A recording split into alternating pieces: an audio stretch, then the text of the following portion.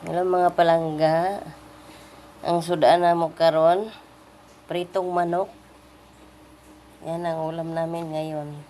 Nakapagod sa video-video no, wala mang kita. May tirang konting kanin kagabi, baha, pwede pa yan. Yung ginawa-gawa ko ng gravy na natuyot na. May natira pa kahapong yung gulay. Lumpia yan, ulamin pa rin.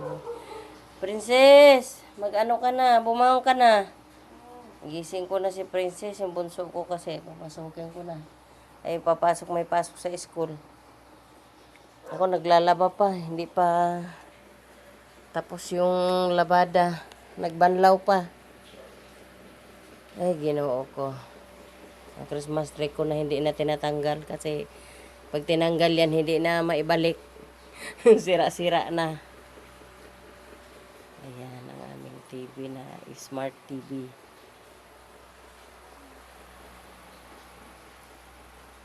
Ay, ginoo ko. Kapoy, adlaw-adlaw sigig bangon, sigig luto. Pero sige lang, tiis lang kasi nanay. Iyan ang obligasyon ng isang nanay, ang magluto, maglaba, maglinis ng bahay, papasok pa sa trabaho. Ayun, nag-awas-awas na yung gripo doon. Babay na mga palangga. Mayong buntag, mayong adlaw ng Huwebes ngayon. March 13 na, kabilis ng panahon. Yung taon. Bye-bye.